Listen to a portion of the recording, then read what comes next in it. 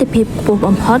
គឺបញ្ឈប់សង្គ្រាមកម្ពុជាថៃឲ្យបានឆាប់បំផុតនិងការពារប្រជាពលរដ្ឋស៊ីវិលលោកវ៉ាងវ៉េនប៊ីនឯកអគ្គរដ្ឋស្ថានទូតចិនប្រចាំកម្ពុជាបានឲ្យដឹងនៅថ្ងៃទី15ខែធ្នូម្សិលមិញថាអតិភិបខ្ពស់បំផុតគឺបញ្ឈប់សង្គ្រាមនិងការពារពលរដ្ឋស៊ីវិលលោកនិយាយដោយក្តីសង្ឃឹមថាភាគីទាំងកម្ពុជាថៃនិងអត់ធ្មត់ជាអតិបរមាចាត់គ្រប់វិធានការដើម្បីឈានទៅបទឈប់បាញ់ឲ្យបានកាន់តែឆាប់បំផុតដើម្បីកសាងសន្តិភាពនិងស្ថិរភាពនៅតាមព្រំដែននិងដើម្បីផលប្រយោជន៍ប្រជាជនបើតាមឯកអគ្គរដ្ឋទូតនៅភ្នំពេញប្រទេសចិនគឺនឹងបន្តធ្វើអ្វីៗគ្រប់យ៉ាងតាមដែលយើងអាចធ្វើបានដើម្បីលើកកម្ពស់ការសន្ទនាឈានទៅកសាងសន្តិភាពហើយចិននឹងបន្តដើរតួនាទីស្ថាបនា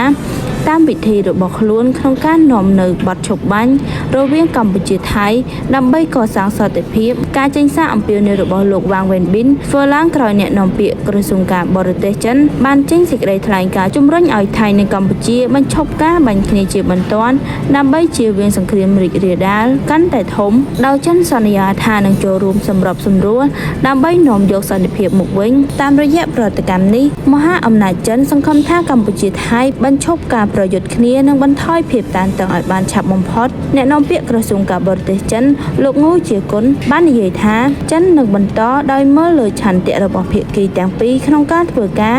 ឲ្យអស់ពីសមត្ថភាពដើម្បីជំរុញការចរចា